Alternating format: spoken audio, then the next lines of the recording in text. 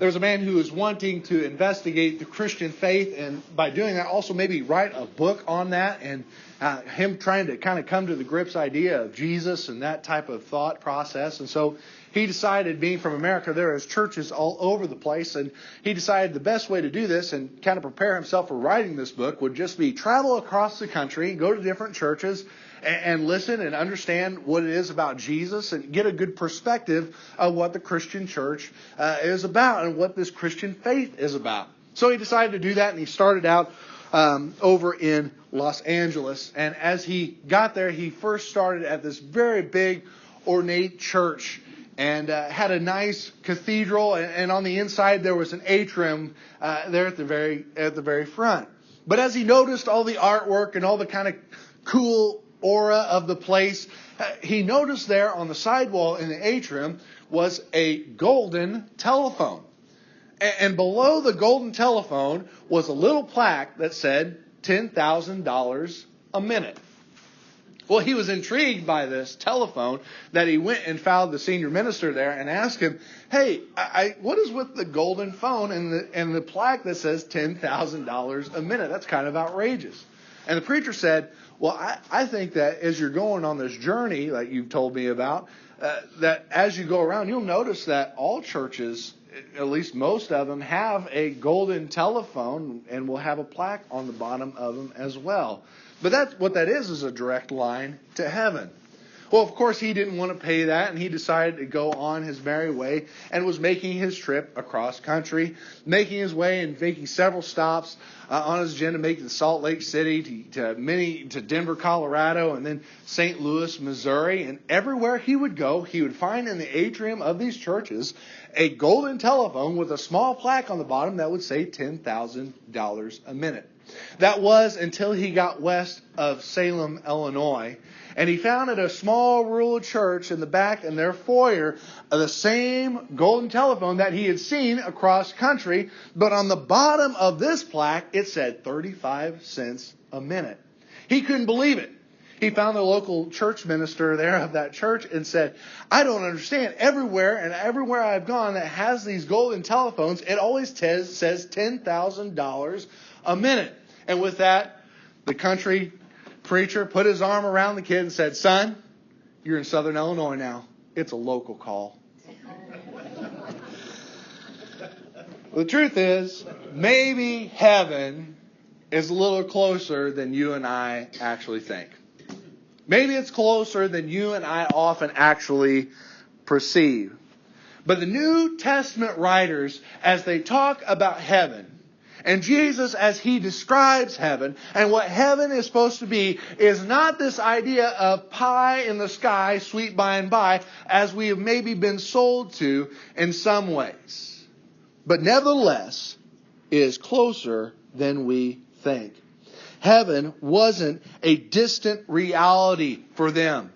These Christians of the first century and these early Christians, when they thought of the idea of heaven, they saw it as something that was not just relevant, not just real, not just something that was going to come, that was way off in the distance. They said it is coming and it is going to come soon.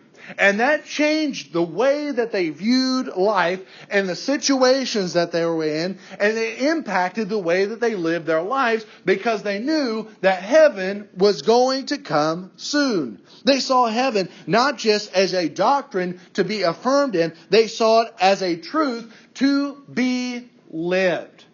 And I hope that you and I get this type of understanding as well when it comes to us longing for a place that's home. I hope that we have that type of longing when we look forward to a place that is heaven. There's a great evangelist, Dwight L. Moody, that we have heard before. He was going to preach at a church on a Sunday night. He had one of his good friends with him, and they were going down the road, making their way to the service. And his friend turned to him and said, what are you going to preach on tonight? And he said, well, tonight I'm going to preach on heaven. His friend kind of got a frown on his face a little bit. And Dwight L. Moody was going, well, what's the matter with that? He said, well, I was hoping that you'd preach on something that was a little bit more practical. Oh, see, the truth is that statement reveals a lot about a mindset that not just that man had, but a lot of us as Christians often have in our minds as well. Where we think it's a nice doctrine, this idea of heaven someday, way out there, someday it'll come. It matters, but it doesn't matter right now as much. It doesn't affect our present reality. Right now we need to think about things that are more relevant. And sometimes we get in that type of mindset when it comes to the idea of heaven. And what I am going to suggest for us this morning as we go through this study together of heaven and what that will be, as we go through this together, what I want to suggest for us is this. If your view of heaven isn't practically helpful in the way that you live life, then you're probably not being doctrinally faithful in the mindset of heaven as well.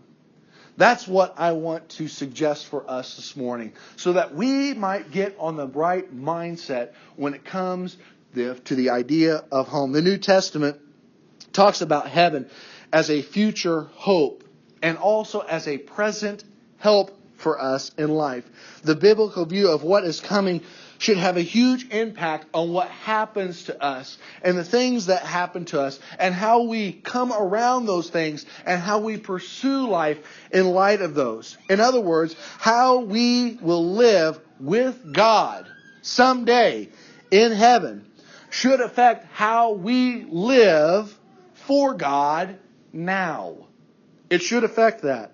And that is why the New Testament does such a big job in encouraging us to develop this discipleship lifestyle and this discipleship of a heavenly mindedness of what is going to come. Colossians chapter 3, starting in verse 1 through verse 2, reads this way. Since you have been raised to a new life in Christ, set your sights on the realities of heaven, where Christ sits at the place of honor at God's right hand. Think about the things of heaven, not the things of earth. Some translations say it this way.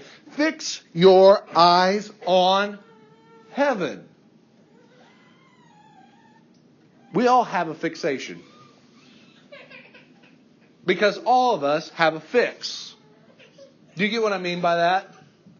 All of us have a fix. And we're not going to debate on that too much. We all have a fix. The question is, what is your fix in life? When things get hard, when things are not easy, when the struggle bus has shown up and you got a first class ticket, what is your fix? What is it that you run to?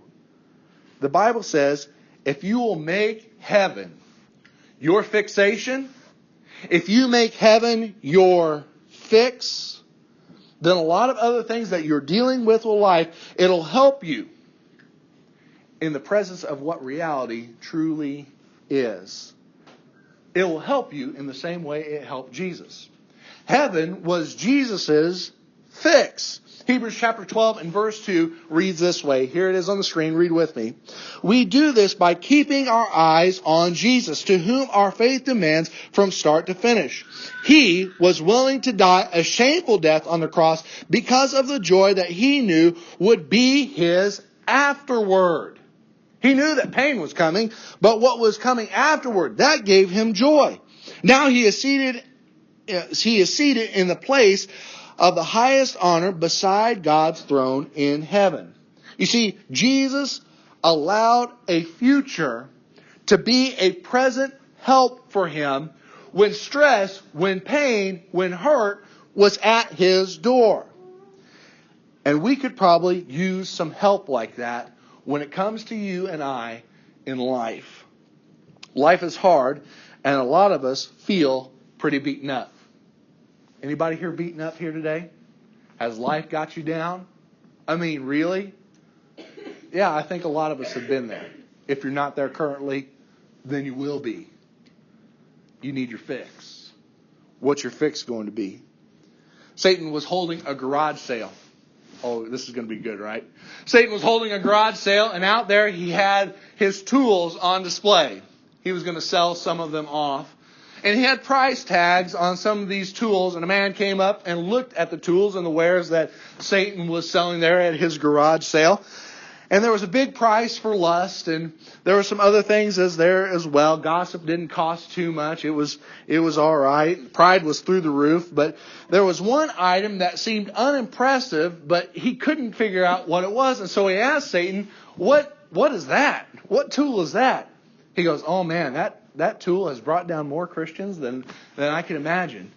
When pride doesn't work, when lust doesn't work, when the other things that I come up with and come out, I can always bring this one out, and I can sure to trip up a Christian. Well, what is it? It's discouragement. One of the best ways that Satan trips up Christians like you and I, when it comes to life and when it comes to struggles, when it comes to hardships, is the idea of discouragement. And that can often put us in a box. It can often put us in harm's way. When life really gets hard, we need to have a fix to be able to get over discouragement. And heaven can be that fix to keep us from being discouraged. So I want us to look at some ways that heaven can help us in that way. And here is the first point I want to make today. It helps us insist on different values and priorities in our lives. If your worldview includes the next world, then it should impact on you the lifestyle in which you live in this world today. Here's what 1 Peter chapter 2 and verse 11 says. It says, "Beloved, I urge you as aliens and strangers to abstain from fleshly lust, which wage war against your soul." Here's what the NIV says. It says, "Since you have called on the Father who judges each person's work impartially, live out your time as foreigners here in reverent fear." Now that doesn't mean that you and I go through life not making friends with anybody. When it says to be foreigners or aliens, that doesn't mean don't talk to anybody. That doesn't mean live here so temporarily that you have your own closed off system. That's not what he's talking about in this way. It means if your fix is heaven, then you are going to have values and you are going to have priorities that are going to make you look strange to the rest of the world. In the way that you spend your money, the way you live your life, the way that you talk, and the way that you do everything. Maybe in the way that you drive. It's going to look different. If your fix is heaven, people are going to have a strange view of you because you are going to have a strange attitude towards wealth. The current attitude is to accumulate all that you can, and hopefully you'll win in the end. But if heaven is your fix, your attitude is going to be, it's not how rich I am in this life, it's how rich I will be in the next life in storing up treasures in heaven. Suddenly we'll start seeing things differently when it comes to treasures and trinkets that we have in our life, because we see a difference between durable and disposable. We see a difference between those things. If your fix is heaven, then you have a strange view of not just things and just wealth. You have a strange view of also people. And you will realize that investing in people is the best way to spend your life, because people are the only commodity that is transferable into the next life. You see, one writer wrote this in 2 Corinthians chapter 5 and verse 16, which says pretty clear for us. "From now on, you will regard nobody from an earthly point of view." If there is somebody out there who is a lost soul, we will see as a person who might not be going to heaven if they don't change their ways. And we need to get them on the right track. We'll have a different point of view about that. The strangest view and strangest attitude of all for us might very well be this. If our fix is heaven, then our attitude towards happiness will change as well. You see, happiness often operates in our day and age as the here and now type of thinking. What makes me happy here and now? And the Bible is full of examples of people who settled for the here and now happiness that got them in trouble. Esau was one of them. Esau was the older brother to Jacob, but was Isaac's son. And Isaac has an inheritance that was given from his father Abraham. And Esau was the one who is going to get the birthright. He was going to be in charge of it all, of the blessing. But Esau decided, you know what? That's so long off. And it says the Bible, they despised his birthright. He didn't see it as very important. That Esau was so concerned about his stomach in the here and now, he decided that he would sell off his birthright to his brother for some soup so that he could be satisfied and happy here and now. There's another example of that when we see David as he is on the rooftop away from the war and the rest of his people, as he is standing on the rooftop of his palace and he looks down and he sees a woman bathing and he says, I want her now. You see, the here and now type of attitude when it comes to happiness can get you in trouble. He didn't think that adultery would send his whole country in a civil war, which it did. It's the same thing for the teenager that's in the back of the car and is asked to make a compromise. It's the same way for the junkie who has a needle in his arm. It is the same way for the person who has a credit card in their hand who is smothering in debt and is going to swipe it again. It is the same thing that gets our government to thinking, well, we'll pay it off in the future. We'll just let those problems just get sorted out then. It's the same type of mentality of what makes me happy here and now. You see, our whole culture and our whole world is dominated by right now thinking. But if heaven is your fix, then you are able to practice something that the world is totally ignorant of, which is a thing called delayed gratification. That's what it is. And you will make a choice not on what makes you happy now. Instead, you will make a choice on what is good for eternity because you have a heavenly mindset of what is to come. And you will find joy and hope, not in what the world sells you as a quick fix, but what heaven has in store for you. If you have heaven as your fix, then you will have a strange attitude that you will reduce your life from the here and now instead to a further purpose than just right now. Jesus used an example of this. He told a story about a very wealthy man who had a 10-car garage. And so he decided that I'm going to tear down that 10-car garage because I've decided I need a 20-car garage. The night that it got torn down and it was starting to be built, the man died. The man died. And what Jesus says is God called the man a fool. Not because the guy was materialistic, even though he was, but more because of his temporal mindset.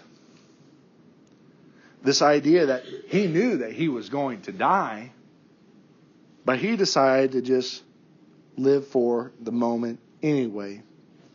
He never lived ready for heaven to come. You see, heaven helps us declare our loyalty in a larger version of life that most people don't buy into. And I'm telling you, even Christians don't buy into it. It will help you insist on different values and priorities when we have heavenly mindset as our priority. Here's the second thing. It also helps us exist when a lot of stress comes to our door. Being more heavenly minded will produce a helpful result for us. It will help us lighten up when it comes to trouble. Because heaven helps us recognize what is trivial stuff and what is not. It helps us realize what's most important. And a lot of things in this world are really trivial things. You know, I've spent several hours in airports.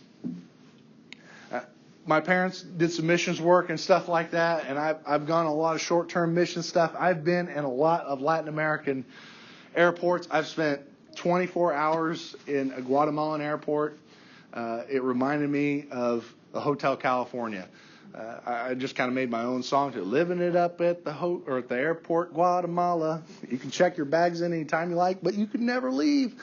Anyway, So it's kind of this idea of, I've spent a lot of time in airports, but I can't tell you what any of those airports are decorated with.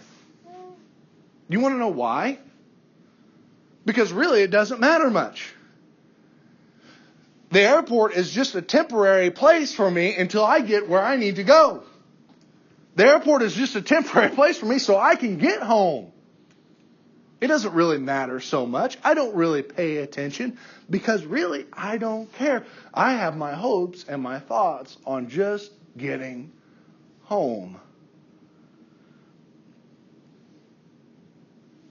Here's what 2 Corinthians chapter 4, verse 17 says in that same type of mindset. For our light and monetary troubles are achieving for us an eternal glory that far outweighs them all. So fix your eyes on not what is seen, no, instead, but on what is unseen.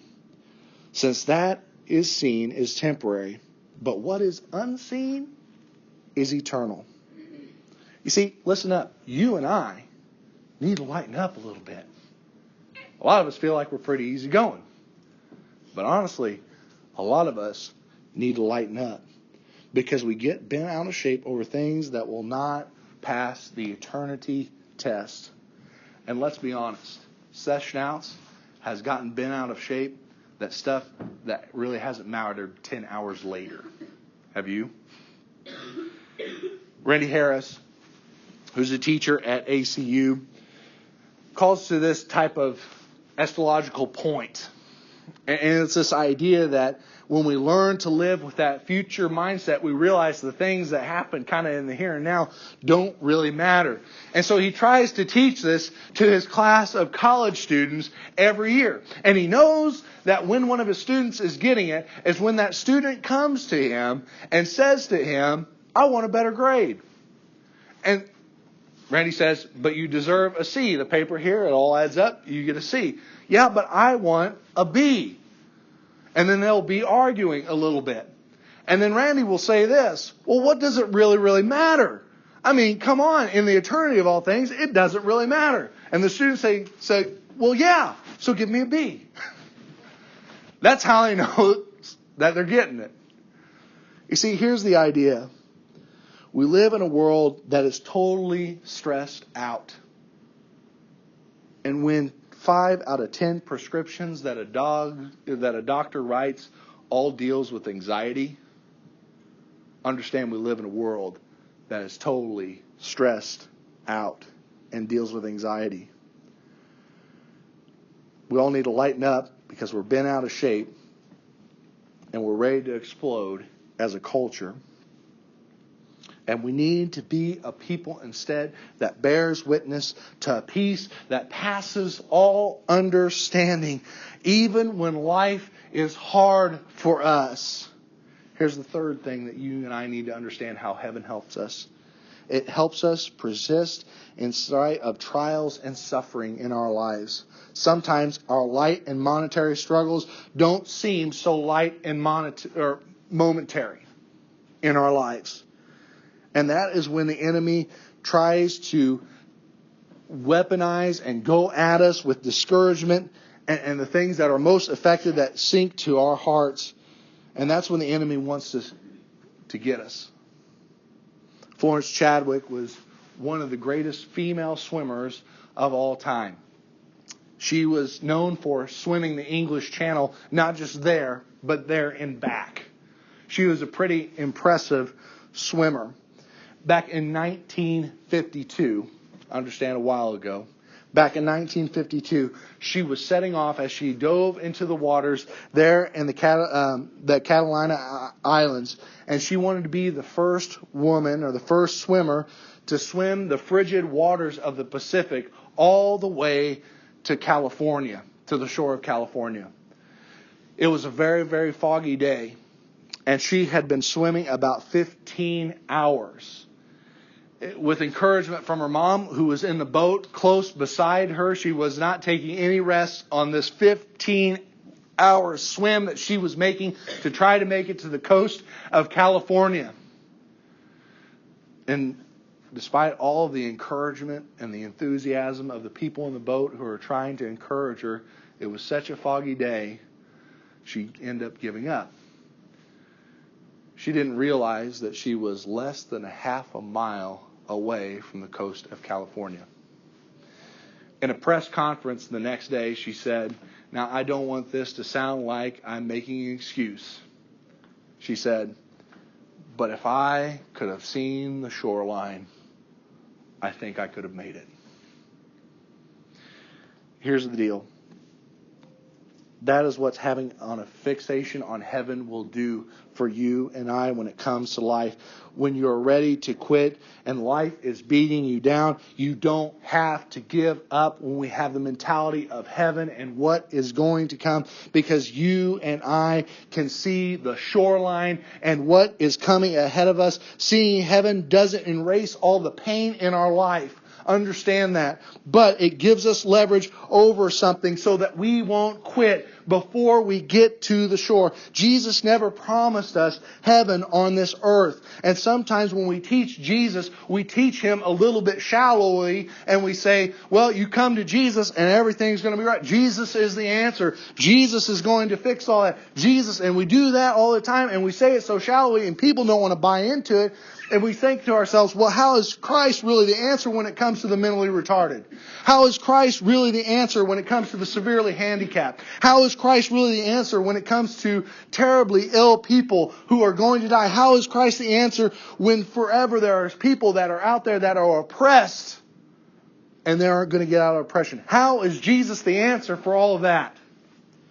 Christ is the answer, because victory means that those trials that those people are going through will pass.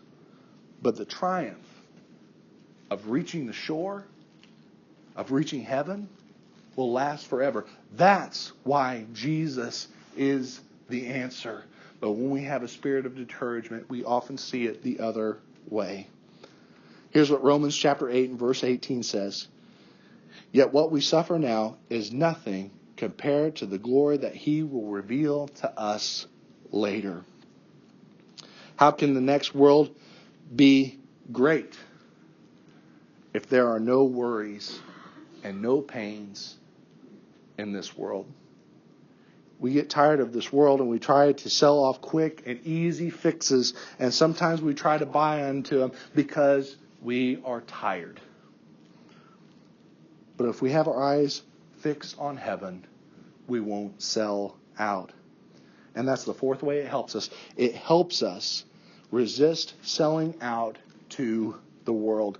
We don't need what they offer. Here's what 1 Peter chapter 2 and verse 11 says from the Message version. Friends, this world is not your home, so don't make yourselves cozy in it. The greatest enemy of the church of today is not persecution, even though I think it might be coming. Because if you go to China, a place that is very persecutive of Christians, the church there is thriving. If you go to Western Europe, where the Christian faith is almost extinct, where Christ is free to do whatever, where people have just given up generously the idea of following Jesus, because He's not persecuted. The biggest threat for us is not persecution. The greatest threat to the Christian faith is accommodation, where the church looks so much like the world that there's nothing to persecute. So when you go to Walmart, and as you check out, and as you see those tabloids up there, if you look there closely and think with a little bit of a different mindset, you can see what our culture really values. Go back to the magazine rack. Go look at those tabloids. See what the world really cares about when it comes to our culture. It takes no great power to pursue the values that are modeled by the magazine and the covers that show something else. But it takes great deliberate attention to seek the values that you and I cannot see today, but the hope of what is tomorrow. Because those hopes that are on the magazines, they won't last forever. That is what heaven really does for us. It gives us moral stamina for us to deal with, not selling out or chasing after what somebody thinks is real life. The Bible talks about two kinds of people in Philippians chapter 3. A people who worship by the stomach and the people that worship by looking toward heaven. So let's look at it. Philippians chapter 3, verses 19 and 20. They were headed for destruction. Their gods were their own appetite. They brag about shameful things that they think only about His life on this earth. But we are citizens of heaven, where the Lord Jesus lives, and we are eagerly waiting for Him to return as our Savior. If you think of that magazine rack, the one thing that you will notice most of all is the money. A lot of money is made off of young girls getting ready to get married. There will be tons of racks that come to, or tons of tabloids, and there will be tons of magazines when it comes to weddings and buying and how to have a great wedding. And that's great. But one thing I do notice is I always see those magazines, and when I look at them, I notice that they're all focused towards girls. I never see a magazine that's focused towards a groom. Never do. I never see that. But I think there's a mentality that comes along with that. And what the Bible says is this, is that you and I are heading for a wedding. And the groom is going to come for the church. And the job of the bride is to be ready. It is her job to be beautiful when He comes. It is our responsibility on the day to reflect in moral splendor and holiness. It's our responsibility to look different from the world. And that's what the groom wants to know as his bride. And we need to see that accommodation is what it is. It's not what we need to pursue. It's a losing proposition. Have you seen the Harlem Globetrotters? You ever seen them before? It's interesting. The Harlem Globetrotters are very athletic, very experienced, I think, very talented, and they always play up against another team. Does anybody know what that team is? The Washington Generals? No. The Washington Generals. Here's the thing. I never see anybody go and try to make a big bet in Vegas, because I don't spend a lot of time in Vegas. But I never see them go to Vegas and say, I want to bet on the Washington Generals. Why? Because that's a losing effort. Who would do that? But when we bet on this life and what it affords us, and we have that type of mentality, we're betting on a losing team. And that's what happens. People are missing out on heaven because of what they think that the world can afford them. So don't miss out on heaven for anything in this world. You need a new fix, and you need the same fix that the early church lived by. Hebrews chapter 11, verses 13 through 16. We're getting ready to close. All these people died still believing that what God had promised them. They did not receive what they were promised, but they saw it from a distance and they welcomed it.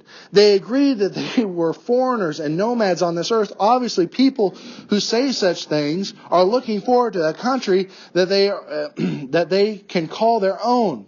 If they had longed for a country where they came from, they would have gone back. But they were looking for a better place, a heavenly homeland. And that is why God is not ashamed to be called their God. For He has prepared a city for them. Do you know what that's saying there in that passage? He is saying that heaven was the focus of those who made God proud. It makes God beam with joy and delight when His children live in a future tense. And when we get our fix on heaven, that guy gives God joy.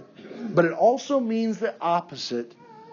And the opposite also must be true. It means that God is ashamed to be called the God of people who live like the world, and that's all that they want. It means that God is embarrassed of children who get so caught up in the world that they cannot see past it. They're disguised by the temporary troubles, and they don't see it, and they give in. Maybe someone here needs to get their fix on heaven. In 2005, I want to end with this story. There was a guy by the name of Jack Arnold. Jack Arnold was a preacher down in Florida, and he stepped into the pulpit there on January 2005. And as he stepped into the pulpit, he was previously the minister there. But after his retirement, he decided that he would travel the world teaching indigenous young men to be preachers and preparing them and helping set up schools for them so that they could learn how to be better preachers and go back to their people and preach. And that's what he was going to do the rest of his life. And at 69 years old, he was back in a church that he had spent so much of his career with, people that he enjoyed, and it was a pleasure for him to speak to them that morning. And that day, he preached a sermon on heaven. And upon his life verse, which was Philippians chapter 1, verse 21, which reads a little segment of it, "For me, to live is Christ, and to die is gain." And here's what he remarked as he preached that sermon. He said,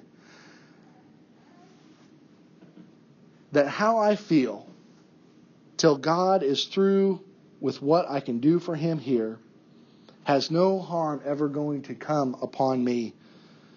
When I am done and God has sent me to do everything that he has sent me to do, when that is over, I am ready to go. And when I get to heaven, and with that, he shuddered. And the man collapsed in the pulpit and died of cardiac arrest. Now, I think that's pretty interesting. But think about that. The man's last and dying words and thoughts were on heaven and having a heavenly mindset. What will our last words and thought be?